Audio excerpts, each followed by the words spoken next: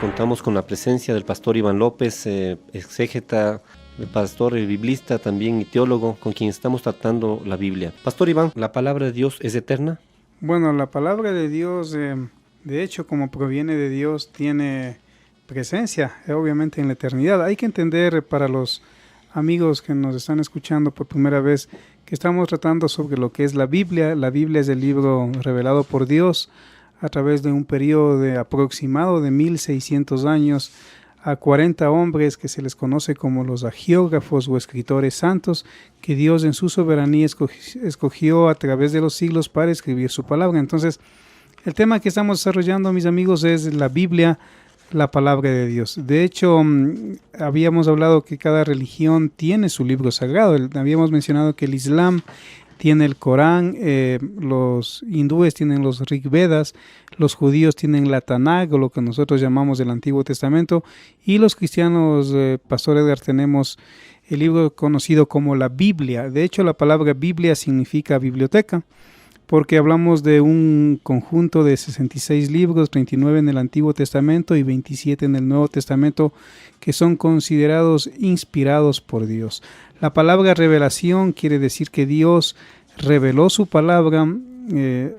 Inspiración significa que Dios inspiró a los agiógrafos para que escribieran su palabra. Y la palabra iluminación significa que el Espíritu Santo, cuando el cristiano, el creyente en Dios, lee las Escrituras, el Espíritu Santo le va iluminando y le va mostrando de una manera progresiva la verdad de Dios. Pastor Iván, qué interesante el tema que nos está hablando usted.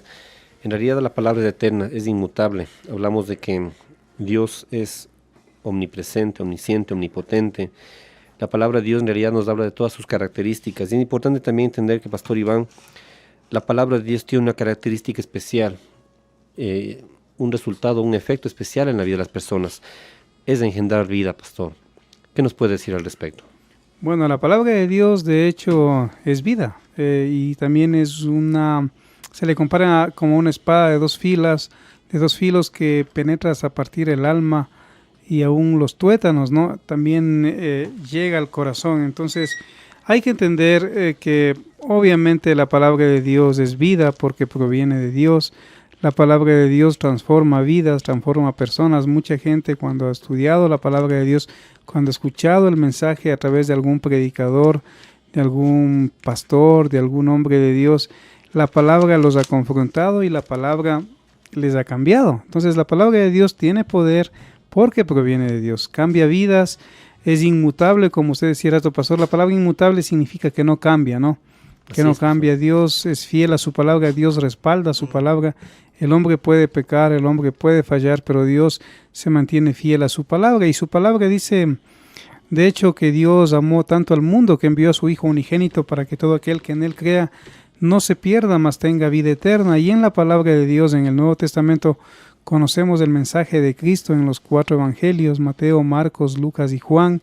En el libro de los Hechos está la historia de la iglesia naciente, la iglesia cristiana del primer siglo, y obviamente las epístolas paulinas, que son doctrina para la iglesia, como en Pentecostés, cuando el Espíritu Santo desciende sobre los 120 discípulos de Jesús, ahí nace la iglesia cristiana.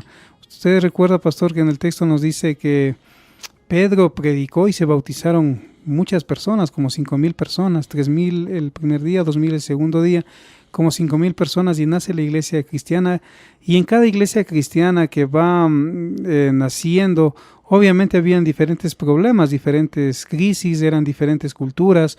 Los corintios tenían una cultura, los gálatas otra cultura, los de Éfeso, los de Filipos y otras iglesias, incluso en Roma, en la famosa capital del Imperio Romano en aquella época, el apóstol San Pablo escribe la carta a los romanos. Entonces, cuando hablamos de las epístolas paulinas, hablamos de la doctrina para la iglesia naciente, no para Israel, sino para la iglesia naciente, y las epístolas universales, donde se conocen como epístolas generales o universales, escritas por Juan, Santiago, por Pedro, por Judas, incluso la famosa carta a los hebreos, de cual no se sabe el autor humano, que son doctrina para la iglesia. Pastor Iván, en 2 de Corintios 3:16, un pasaje muy conocido, y dice la palabra de Dios textualmente: Toda la Escritura ha sido escrita por el Espíritu. Es provechosa para enseñanza, para amonestación, para corrección, para instrucción en la justicia, con el propósito de que el hombre de Dios sea maduro e íntegro para toda buena obra. Pastor Iván, esto nos quiere decir que realmente la palabra de Dios está hecha justamente para tratar con el hombre, para cambiar al hombre, para que el hombre crezca espiritualmente, pastor. Es importante entender también que la palabra, lo que se refería anteriormente, pastor Iván, en cuanto a la inmutabilidad de la palabra, significa que nada más puede añadirse a esta palabra de Dios. Significa, pastor Iván, que tal y cual es la palabra de Dios, tal y cual es escrita, debe mantenerse así por siempre. Y una pregunta un tanto delicada, pastor, y aunque necesaria. Mucha gente se hace la pregunta, tal vez y se haría la pregunta, o se hará todavía, si el libro que tiene en su mesa, la Biblia, realmente es el libro verdadero. ¿Cuáles deberían ser los requisitos o cómo podemos diferenciar si realmente es la escritura correcta?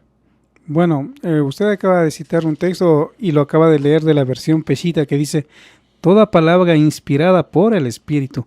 Es interesante esta versión porque es la versión siriaca, aramea, es la versión que ha usado la cristiandad del pueblo arameo a partir del siglo II después de Cristo. Gracias a Dios ya la tenemos traducida en castellano y dice, toda palabra inspirada por el Espíritu, por el Espíritu Santo de Dios, es útil para enseñar, para redarguir, para corregir, para instruir en justicia. Entonces, la palabra de Dios proviene de Dios, es inspirada por el Espíritu Santo. Entonces, sí es bueno explicar un poquito que nosotros lo que tenemos son las versiones o traducciones a nuestros idiomas. La Biblia fue escrita originalmente en hebreo, arameo, el Antiguo Testamento, en griego, el Nuevo Testamento. Cuando hablamos del pueblo judío, el hebreo era obviamente el idioma del pueblo de Israel, en el cual Dios permitió que los profetas, los escritores del Antiguo Testamento escriban la palabra de Dios. Muy pequeñas partes fueron escritas en el idioma arameo, que también es un idioma semítico, ¿no? Se dice idiomas semíticos al hebreo, al arameo, porque provienen de Sem, que es uno de los hijos de Noé. Entonces, los idiomas semíticos, entre ellos el hebreo y el arameo, eran idiomas que estaban muy anexados. El arameo, de hecho, es el idioma de la diáspora. Cuando el pueblo de Israel es diseminado sobre la faz de la tierra, cuando en el año 586 antes de Cristo, Nabucodonosor conquista Jerusalén, destruye el templo y les dispersa a los judíos.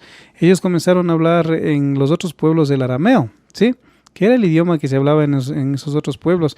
Incluso en los tiempos de Jesús sabemos a ciencia cierta que el idioma que el Señor Jesús hablaba con los apóstoles en la vida diaria era el arameo.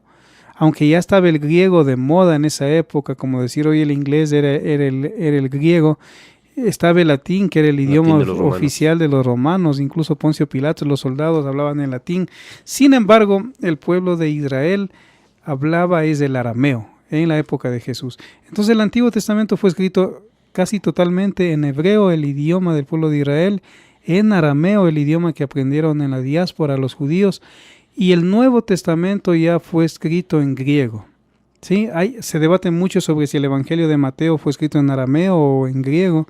De pronto es el único libro en el cual hay debate entre los eruditos, pero sabemos que de manera general fue escrito en el idioma griego el Nuevo Testamento de nuestro Señor y Salvador Jesucristo. Incluso hay palabritas ahí en arameo que Dios las permitió que queden ahí, como por ejemplo Maranata, que significa Cristo viene. Pronto viene, sí. Talita Kumi, donde el Señor Jesús ora y resucita a la niña que estaba enferma y dice Talita Kumi, niña, levántate, ¿no es cierto? También donde dice Lama Lama Sabactani, Padre, ¿por qué me has abandonado? Entonces, los idiomas de la Biblia, el hebreo, el arameo y el griego. Pastor Iván, en cuanto a las versiones bíblicas, son traducciones. Muchas personas tienen traducciones. Y es importante, de hecho, como estudiosos de la Biblia, tener muchas versiones. De hecho, nos dan más luz. Recordemos que esa es la función de la palabra de Dios, darnos luz. Su palabra dice, tu palabra es lámpara a mis pies y lumbrera en mi camino. Pero sin embargo, Pastor Iván, dentro, como hablábamos hace un momento, hay una doctrina básica en la palabra de Dios, que debe justamente diferenciar la escritura verdadera, en este caso, con otro tipo de escritos, por ejemplo. ¿Cuáles serían estas, Pastor Iván? Sería bueno para la información también de nuestros oyentes, porque por ahí pueden tal vez tener un tipo de escritura que tal vez no es la adecuada. ¿Cómo diferenciarla, Pastor Iván? Bueno, A ver, vamos en orden. Entonces, la palabra de Dios fue escrita, habíamos hablado en hebreo, arameo y griego. No existen en realidad originales de la Biblia escritos que se hayan descubierto, no hay, porque sabemos que en cuanto a los escritos del Antiguo Testamento, se quemaron, se incendiaron, los enemigos del judaísmo los dañaron.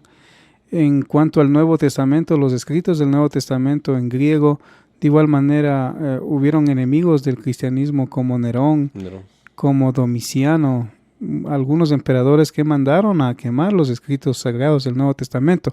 Una de las formas de erradicar las religiones en Roma era destruyendo los escritos de esas religiones, matando a los líderes de esas religiones.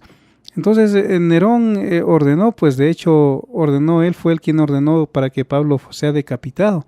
Pablo muere el año 67 después de Cristo, decapitado por orden de Nerón en Roma, en la capital del Imperio Mundial en aquella época. Pedro muere crucificado al revés. Se sabe que Jacobo desde el pináculo del templo fue lanzado y murió. De hecho, el único apóstol que muere por la edad, digamos, anciano es Juan en Éfeso, a pesar de que él también estuvo preso en la isla de Patmos, ¿no es cierto?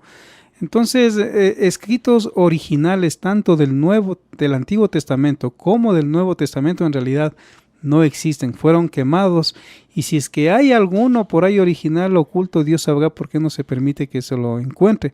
Lo que hay es copias de copias de copias de un posible original. Entonces, solo del Nuevo Testamento les pongo un ejemplo, hay como 5,000 manuscritos en griego solo del Nuevo Testamento. Entonces, ¿qué hacen las versiones? Las versiones lo que hacen es beber de esas fuentes. Beben de diferentes fuentes. Mientras más antigua es una fuente, se supone obviamente que más fiel al texto bíblico mayor credibilidad. Tiene mayor credibilidad. Por eso es que ahora podemos encontrar un montón de versiones. Está de pronto la versión del Peregrino, está la Biblia Católica, está la versión Reina Valera, está la Nueva Versión Internacional, la Peshitta, y hay un montón de versiones que en mi opinión personal son buenas versiones, aunque obviamente tienen cierto uno que otro error.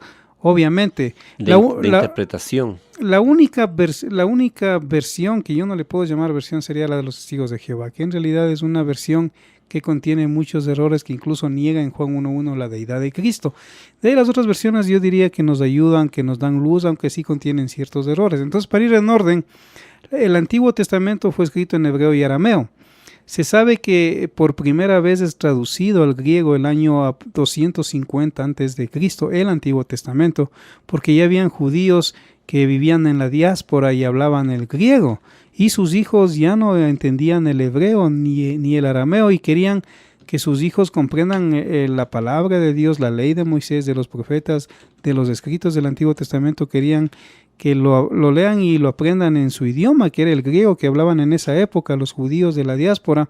Entonces se sabe que se reúnen 70 sabios judíos, pero que sabían griego, y traducen lo que es la Tanaj o Antiguo Testamento judío al griego por primera vez. Entonces vemos que la palabra de Dios del hebreo y del arameo pasa al griego.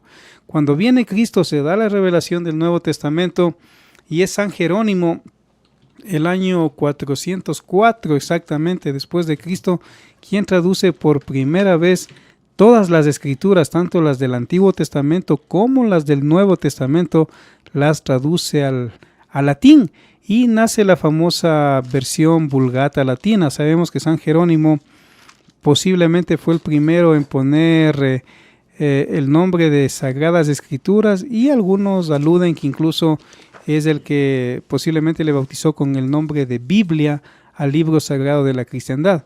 Entonces hablamos que para el año 404 después de Cristo ya la palabra de Dios, tanto del Antiguo Testamento como del Nuevo Testamento, estaba traducido al idioma latín.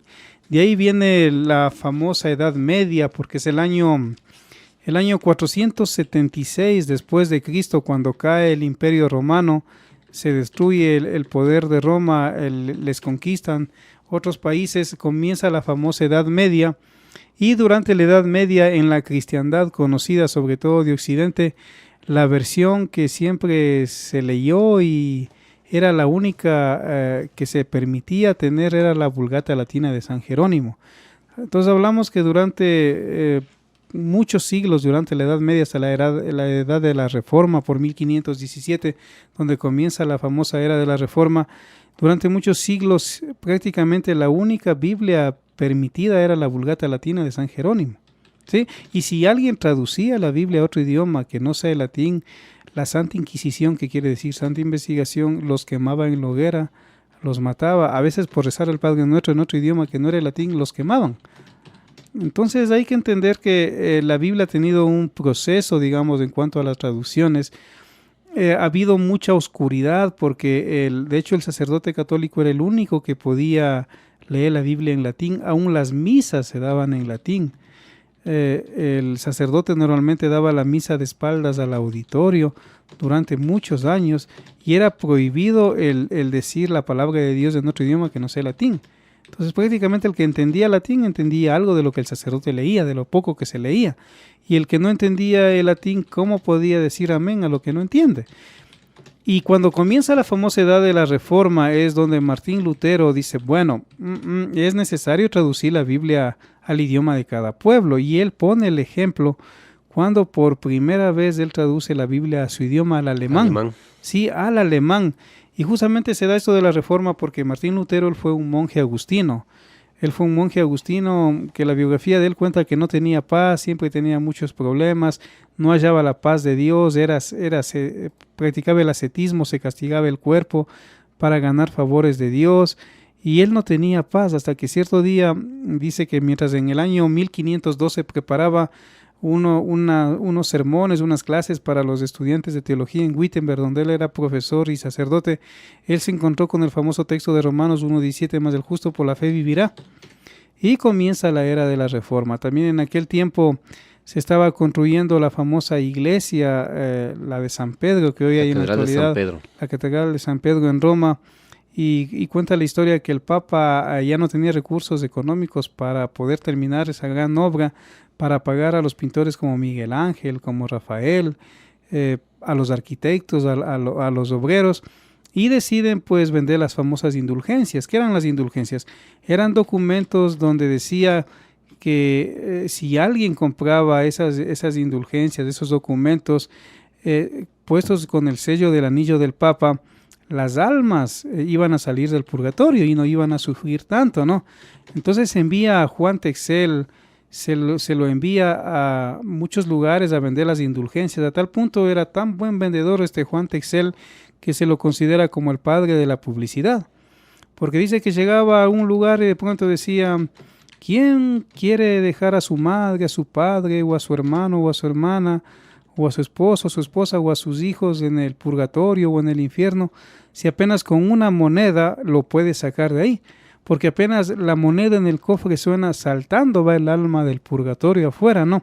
Era increíble cómo él tenía esa capacidad de convencer a la gente. Manipular más bien, pastor. Sí, y cuando Martín Lutero descubre que en su territorio, en Wittenberg, ya se estaban llenando las personas con la invasión de las indulgencias, él se opone y dice, no, esto no está en la palabra de Dios, esto no lo avala la palabra de Dios, las indulgencias. Y él saca ese famoso documento que es uno de los documentos más leídos de la cristiandad, las 95 tesis. Y acorde a la costumbre de la época, él las clava en la puerta del castillo de Wittenberg, de la iglesia de Wittenberg, donde él era también sacerdote. Y estaban escritas en latín las 95 tesis, porque la idea de Lutero era debatir con los teólogos, con los sacerdotes católicos que entendían el latín, para ver si en verdad la Biblia respaldaba las indulgencias. Pero alguien las tradujo, en una de esas noches la tradujo, y en unas semanas invadieron Alemania y en unos meses toda la cristiandad. Y ahí es cuando la Iglesia Católica sufre un tremendo cisma y se forma y comienza la famosa era de la Reforma, donde Martín Lutero decía, yo rechazo las indulgencias porque la Biblia no dice que el Papa pueda perdonar pecados, que ningún sacerdote pueda perdonar pecados. Por ejemplo, imagínese, pastor, una de las indulgencias decía, si es que el Papa puede perdonar pecados, O si puede sacar almas del purgatorio, ¿por qué no lo hace por pura caridad cristiana como lo haría Cristo y no por dinero? Bastante duro para la época, pastor. Claro, era buscar la muerte. Otra tesis decía, no he leído en la Biblia en ninguna parte que el Papa pueda perdonar pecados. Entonces, cuando eso llegó a oídos del Papa, las indulgencias llegaron al Papa, obviamente la Santa Inquisición quiso matar, quiso destruir a Lutero y a sus seguidores, pero de acuerdo a la historia, el príncipe de Alemania, donde estaba Lutero, lo protegió. Muchos príncipes lo protegieron y la Iglesia Católica sufre un cisma. Y ahí es donde Martín Lutero saca y traduce por primera vez la Biblia al alemán. Y el pueblo de Alemania comienza a leer la palabra de Dios en su idioma, y obviamente al entender la palabra de Dios en su idioma puede comprender claramente el mensaje de Dios.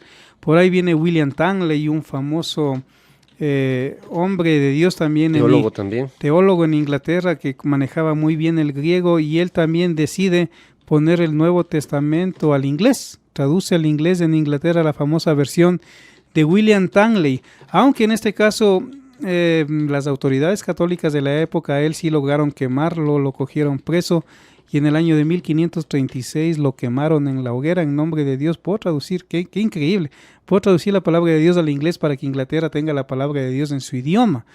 Después vienen otros reformadores que van traduciendo la Biblia al idioma de cada pueblo, y aparece el famoso Casiodoro de Reina, que traduce por primera vez la Biblia completa al castellano, tanto el Antiguo como el Nuevo Testamento. Casiodoro de Reina, él fue sacerdote en Sevilla, junto con su amigo Cipriano de Valera. Él era profesor de teología, y él, cuando tiene este encuentro con Cristo, decide salir de España, y el sueño de él es traducir la Biblia al castellano para que su amada España pueda tenerla, y de hecho él lo logra hacer. El año de 1569 sale a la luz por primera vez la Biblia al castellano, la famosa versión, la Biblia del Oso. ¿Por qué la versión Biblia del Oso conocida? Es porque en la portada de la Biblia de Casiodoro de Reina, o la actual Reina Valera como le llaman muchos, sencillamente había un oso, ¿sí? Un oso cogiendo miel del panal de un árbol. Por eso se la llamaba la Biblia del Oso. Y cuando uno investiga un poquito, llega a comprender que como Casiodoro de Reina no tenía dinero para pagar a Tomás Guarino, que era el dueño de la imprenta, impresor. No tenía dinero, la Inquisición le perseguía para matarle y todo lo demás. Entonces él logra hablar con Tomás Guarino, y Tomás Guarino le deja, por decirlo así, a mitad de precio. Le dice, bueno, yo te lo imprimo siempre y cuando tú permitas que en esta obra tan magna que es la primera Biblia al castellano vaya mi publicidad o mi logo en la pasta de la Biblia, que era el oso justamente, ¿no? De ahí viene la famosa Biblia del Oso, por primera vez, que sale a la luz en 1569. Ahora, Casiodoro de Reina, él hizo una gran obra al traducir esta Biblia al castellano, porque esa Biblia de hecho ha bendecido a mucha gente, a millones de gente, sobre todo en Latinoamérica. Millones de Biblias se venden al año. Sí, ¿y por qué Reina Valera? Porque a la larga quien la traduce es Casiodoro de Reina. Lo que pasa es que su amigo Cipriano de Valera, después de que muere Casiodoro de Reina en el año 1602, él hace la primera revisión de la versión de Casiodoro de Reina y se le conoce como la versión Reina Valera. Entonces, un poquito hablando así de las versiones, ¿no? No tenemos originales de la Biblia como tal en el idioma tanto del hebreo, del arameo, del Nuevo Testamento en griego, sino son versiones. ¿Qué es una versión? Es una traducción de una de las fuentes más antiguas o copias que se tiene de la Biblia. Entonces, de pronto hay una versión donde usted coge, pastor, y encuentra un texto bíblico donde dice, este tipo de demonio no sale sino con oración y ayuno. Usted coge otra versión y de pronto ahí dice, este tipo de demonio no sale sino con oración, por poner un pequeño ejemplo de los tantos que se puede poner, ¿no? Entonces, más es por las fuentes, pero no es ningún problema en mi opinión, son buenas fuentes las que tenemos, buenas versiones, a excepción del Nuevo Mundo de las Escrituras, que obviamente aún los eruditos en hebreo, arameo y griego dicen que contiene más de 400 errores en los versículos bíblicos. Pastor Iván, qué interesante audiencia. También estamos aprendiendo algo muy bonito acerca de la Biblia. La Biblia que usted la tiene en sus manos o la tiene cerca de usted, para que llegue a sus manos, realmente pasó un periodo bastante duro, bastante difícil, y fueron realmente hombres de Dios que entregaron su vida para que hoy podamos tenerlas. Pastor Iván, qué interesante es, hace un momento hablamos de las versiones bíblicas, también hablamos algo de doctrina, y usted también nos habló de los errores que más bien se dan no por interpretación, sino más bien de traducción. Recordemos que el idioma griego en este caso es un idioma muy rico también, donde que una palabra puede tener algunas interpretaciones, y ese es uno de los mayores problemas tal vez con los que nos enfrentamos. De ahí un punto de vista personal, es que cuando más versiones bíblicas tenemos, es mejor, nos enriquecemos más. Hace un momento al inicio del programa leímos la versión siriaca Peshita, que data más o menos del siglo II después de Cristo. Y es interesante, pastor, porque esta versión es única, es una sola fuente. Sí, la versión Peshita es excelente en mi opinión, una de las mejores porque nos da mucho texto bíblico de la época contemporánea a los apóstoles, a Jesús, porque apenas hablamos del siglo II. Entonces es una versión que es un poco más fiel en ese sentido. En cambio, de las otras versiones de pronto sí ha habido un proceso, tienen un poquito más de tiempo incluso. Hay manuscritos del siglo III, siglo IV, etcétera. Pastor, una pregunta. ¿Es fácil adquirir este tipo de Biblias? También nos puede indicar por internet, ya que algunos libros se los puede bajar por internet, pero ¿qué tan fiel es bajarse por internet o mejor comprarse en una librería? Bueno, gracias a Dios, ahora tenemos varias librerías acá en Quito, donde se venden versiones de la Biblia y la versión Peshita, la versión Reina Valera, la versión Dios habla hoy, la versión NBI. Me parece que son versiones muy buenas que al cristiano le dan luz y se puede conseguir fácilmente acá en el Ecuador, acá en Quito. También está la Liga Bíblica que tiene excelentes versiones, buen material. Entonces, gracias a Dios tenemos buenas formas de conseguir, buenas maneras de conseguir la palabra de Dios. En cuanto a lo que el pastor decía a rato, me pareció muy interesante, ¿no? En esto del griego que usted mencionaba, Pastor Edgar. Sí hay palabritas que, por ejemplo, se han transliterado, porque es difícil un poco la traducción. Le pongo un ejemplo. La palabra baptizo en griego, o bautizo. Como se ha transliterado al castellano, pero en griego es baptizo, ¿no? ¿Por qué razón no la tradujeron los traductores? Hay que entender un poquito que hay palabras en el griego que a veces tienen 4, 5, 6, 8 significados cada palabra. Y en el contexto ya de otro idioma a veces sería medio problemático. Entonces la palabra baptizo en griego puede dar la idea de lo siguiente: hundir, teñir, sumergir, cubrir, ¿sí? Entonces el traductor de la Biblia dice, bueno, cuando Jesús dice vayan por todo el mundo y bautícenles, ¿cómo le ponemos? Porque vayan por todo el mundo y tíñanles, vayan por todo el mundo y húndanles, vayan por todo el mundo y sumérjales. Entonces dicen, es un conflicto, mejor transliteramos la palabra, vayan por todo el mundo y bautícenlos en el nombre del Padre, del Hijo y del Espíritu Santo. Entonces se ha transliterado la palabra baptizo, justamente porque hay varias traducciones y para que el lector no se confunda. También la palabra eclesía o iglesia, ¿no? Es en el griego llamados afuera y asamblea. Entonces cuando hablamos de la iglesia de Cristo, hablamos de la asamblea de Cristo que ha sido llamada afuera, ¿sí? Llamada afuera. Entonces también se ha transliterado porque si se pone llamados afuera de, que sería literalmente, ¿no? De pronto dicen, no, como que no tiene mucho sentido, mejor dejémosle iglesia. Entonces, iglesia en la Biblia no es el edificio, no es el lugar donde nos reunimos, sino las personas. Porque Cristo dijo, donde estén 2 o más reunidos en mi nombre, ahí estoy en medio de ellos. Entonces, la iglesia de Cristo o las personas que han creído en Cristo como Señor y Salvador y se han bautizado, pueden reunirse en un parque, pueden reunirse en un estadio, pueden reunirse en una oficina, en una casa, en algún templo. Ahí está Cristo, porque es el cuerpo de Cristo, es la iglesia, las personas que han sido salvas. No es el edificio, no es el local, como a veces uno piensa. De pronto uno ve al católico que pasa por el templo y se arrodilla, se santigua, todo eso. No es así, porque Dios no es que se quede encerrado en el edificio. El Espíritu Santo, de acuerdo a la Biblia, mora en cada creyente y cuando estamos reunidos en su nombre, ahí está la iglesia de Cristo. Entonces, hay palabritas como baptizo, como eclesía o iglesia, que se ha transliterado porque en el griego tiene varios significados. Pastor Iván, justamente en la tarde conversábamos con usted a un punto interesante, hablábamos de la ira. Es un ejemplo también, porque la ira se escribe de una sola manera, sin embargo tiene 3 interpretaciones. La una ira o son los 3 significados, del uno es tumos, del otro es parogismis, del otro es orge, que significaba el uno es la ira que sintió Jesús en el templo, fue una ira enfocada al cambio.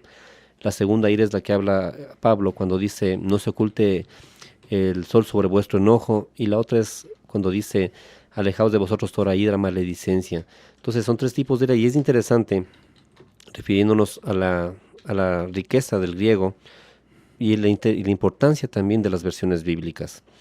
De ahí que, radio oyente, usted que nos está escuchando, es mejor que cuando más versiones bíblicas tenga, va a tener mayor conocimiento y va a poder satisfacer mejor sus inquietudes. Pastor Iván, queremos continuar con este tema tan hermoso, la palabra de Dios. ¿Qué nos puede decir del antiguo pacto y del nuevo pacto?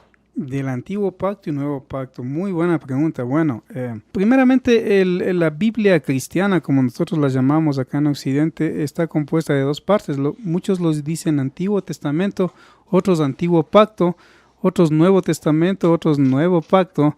Hay un debate ahí, pero analizando un poquito las palabras en el original siempre nos va a dar luz. La palabra pacto en el idioma hebreo es berit.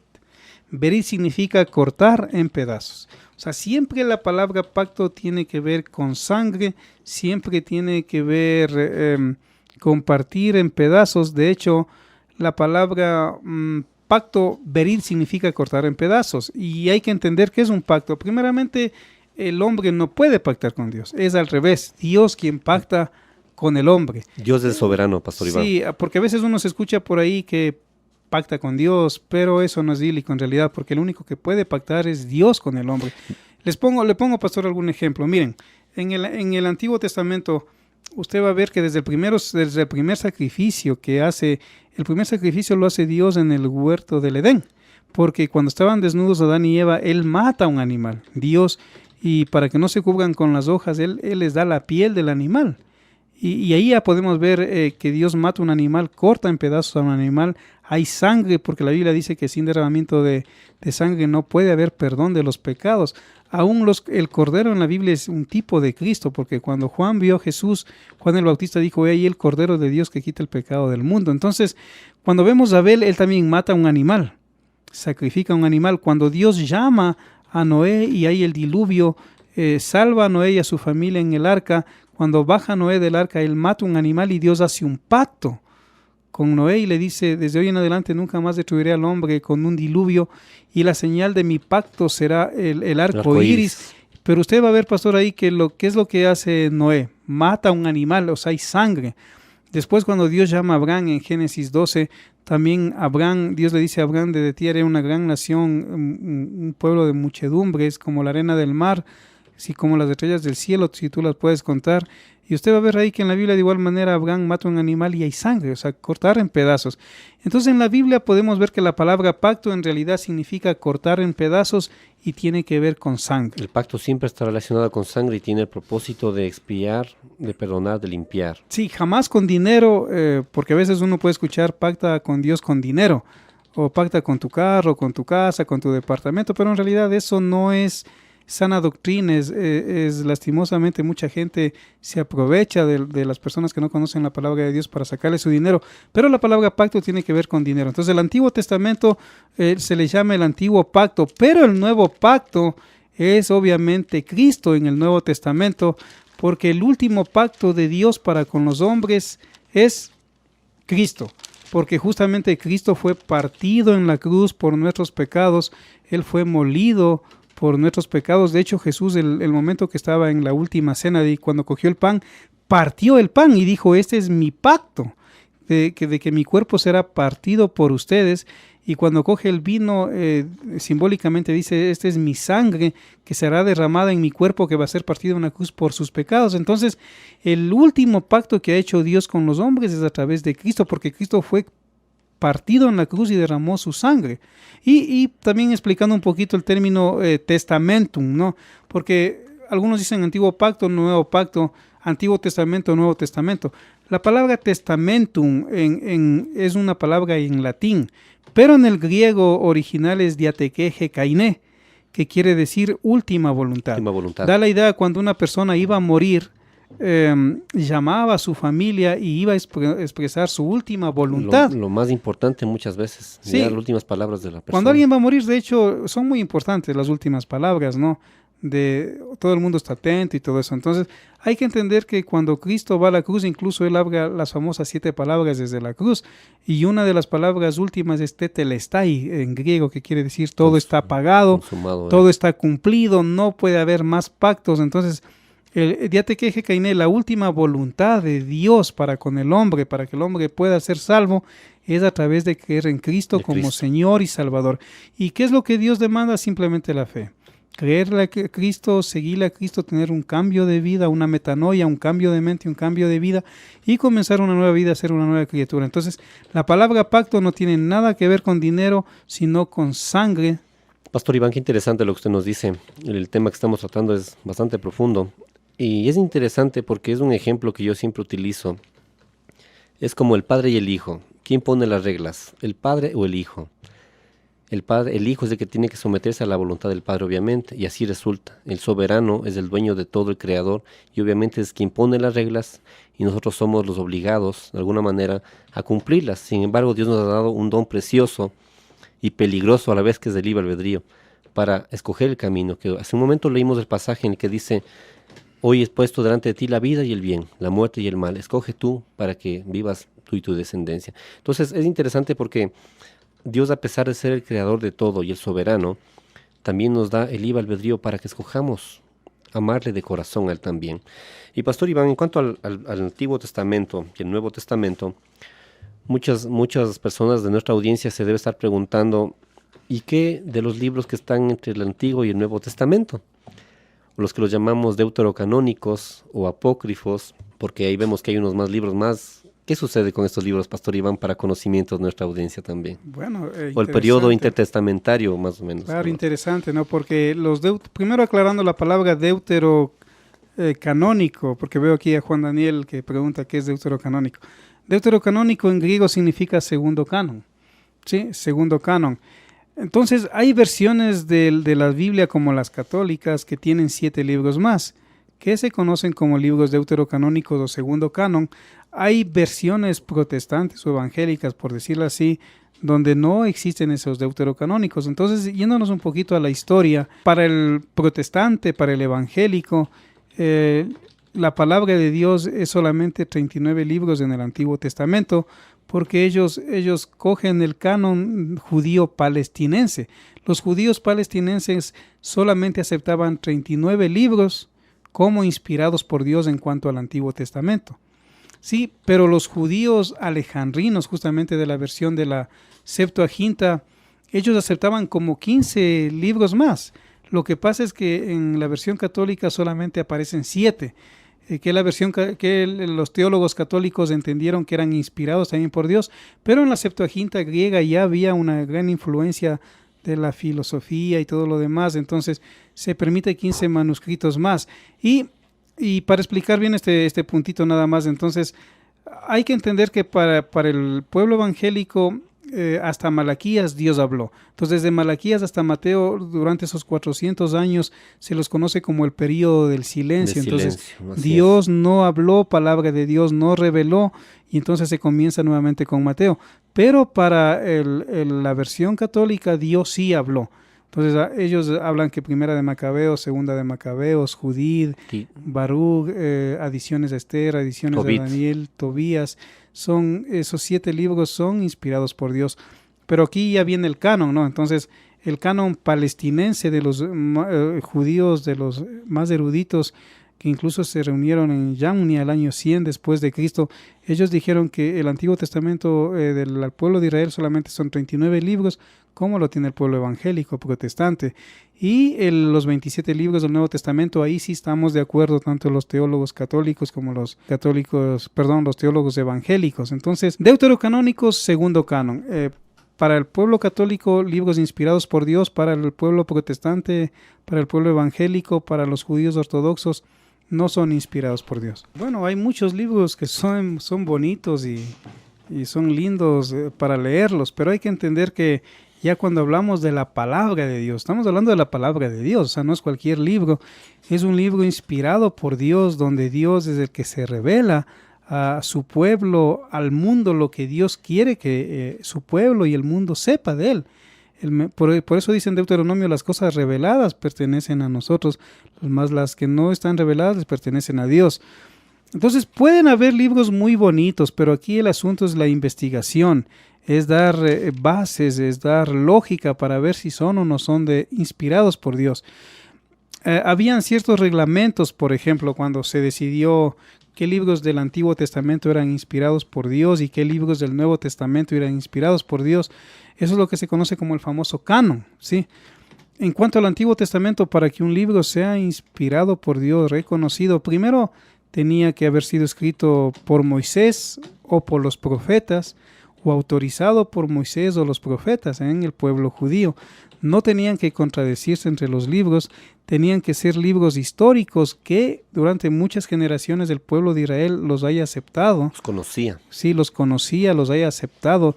Aparte tenía que tener hechos reales, o sea, es decir, si Elías existió, pues existió. Si Isaías existió, existió sobre los reyes, sobre el templo de Salomón, sobre el arca del pacto, los grandes eventos, porque el arca del pacto es el objeto más sagrado para los judíos. Entonces, en el canon palestinense, en mi opinión, donde estuvieron los más eruditos judíos muy celosos de la palabra de Dios, porque incluso habían las famosas escuelas de interpretación judías, entre ellas la famosa escuela donde aún contaban las letras, y si alguna letra faltaba o sobraba una letra de más en cuanto a la Tanaj, ya no se la utilizaba, sino se la guardaba en un lugar, ¿sí? Contaban las letras, contaban las palabras, aun cuando se escribía el nombre de Dios, YHWH, porque no sabemos cuáles eran las vocales para su pronunciación, se lavaban las manos, ¿sí? Lavaban la pluma. Entonces, para los judíos que son tan celosos de la palabra de Dios, ellos siguieron su canon y llegaron a la conclusión de que son 39 los libros del Antiguo Testamento.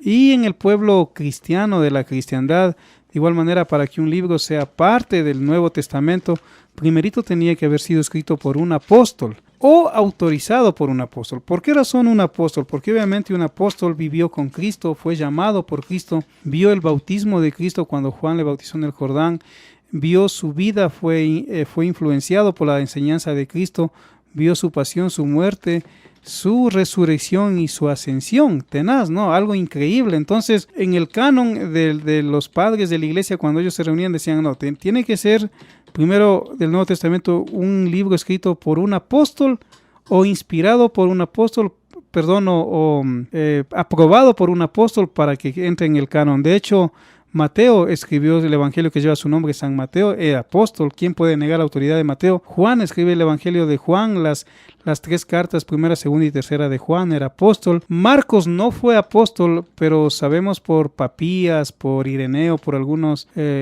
historiadores de la época y padres de la iglesia, que Juan Marcos fue discípulo de Pedro en Babilonia y Pedro le autorizó a escribir el evangelio que lleva su nombre, Marcos. Lucas, aunque no fue apóstol, él fue médico, fue un gentil, fue compañero del apóstol Pablo en las misiones, y Pablo le autoriza a escribir el evangelio que lleva su nombre, San Lucas, y también a escribir el libro de los Hechos, que es el relato de la iglesia primitiva. Entonces, hubieron muchos procesos que tuvo que pasar la palabra de Dios para que entre el canon. Dentro del Nuevo Testamento también no tenían que contradecirse, tenían que la palabra de Dios estar acorde, y es increíble cómo la palabra de Dios de Génesis a Apocalipsis, a pesar de que hay un proceso aproximado de 1400 a 1600 años en que se le escribió, no contiene errores, tiene un hilo tan increíble, aunque muchos de esos hombres de Dios ni se conocieron siquiera, pero la palabra de Dios desde Génesis hasta Apocalipsis contiene sentido común, contiene lógica, lleva un hilo conductor muy excelente que no contiene errores. Pastor Iván, un punto importante también dentro de la palabra de Dios son los capítulos y los versículos. ¿Qué nos puede decir al respecto, Pastor Iván? Sí, bueno, de hecho, cuando la palabra de Dios se escribió originalmente no contenía ni capítulos ni versículos, ¿sí? Ni subtítulos como aparecen hoy en las versiones, no habían comas, no habían puntos, todo era seguido. Incluso el Antiguo Testamento, el hebreo y el arameo se escribe de derecha a izquierda. Eran otros tiempos, era otra forma de escribir.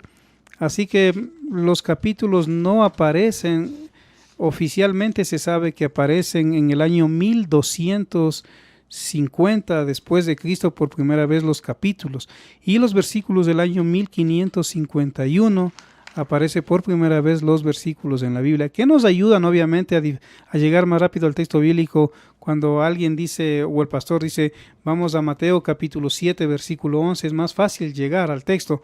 Pero obviamente los capítulos, los versículos, los subtítulos que están en negrilla en las versiones no es original, es añadido para facilitar al lector la comprensión y el encuentro de la palabra de Dios. De igual manera, antes los evangelios en los primeros siglos, los libros de la Biblia, no tenían el famoso título arriba, Evangelio según San Mateo, San Marcos, San Lucas, San Juan. No, eso tampoco había, sino que ya en el segundo siglo los padres de la iglesia investigaron, añadieron quién escribió el Evangelio o los libros de la Biblia y les pusieron de encabezado Evangelio según San Mateo, según San Marcos, según San Lucas, según San Juan, Hechos de los Apóstoles, etcétera, para más comprensión del lector, ¿no? Así es, Pastor Iván, qué importante esta pregunta y la respuesta suya, Pastor Iván, porque los versículos nos dan una muestra de que fueron puestos justamente para que podamos identificar rápidamente la palabra de Dios, pero no en sí para tomar un versículo y hacer una doctrina, podríamos decirlo así, o basarnos, sino siempre en un contexto. Entonces, lo importante, amada audiencia, es que usted tenga claro que la palabra de Dios involucra un contexto histórico, social, político, religioso. Y Pastor Iván, también háblanos un poco de eso también, porque es importante para que podamos entender la palabra de Dios, entender todo el contexto en el que se desarrolla cada uno de los libros y cada una de las cartas también. Bueno, hablábamos de rato de los escritores santos o agiógrafos en griego. Entonces, cada agiógrafo vivió en un periodo exclusivo, ¿sí? Muchos de ellos ni siquiera se conocieron.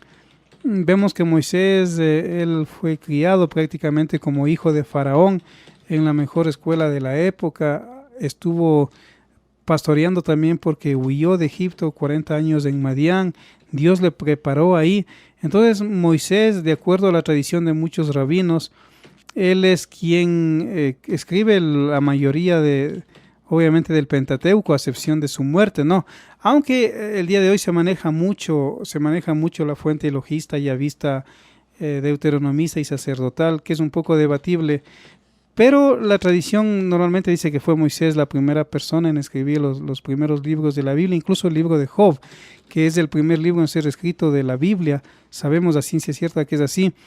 Entonces los escritores de la palabra de Dios tenían diferentes culturas, vivían en diferentes países. Salomón, el hombre más sabio que ha vivido sobre la tierra, él escribe Proverbios, Cantar de los Cantares, él escribe también el libro de Eclesiastés.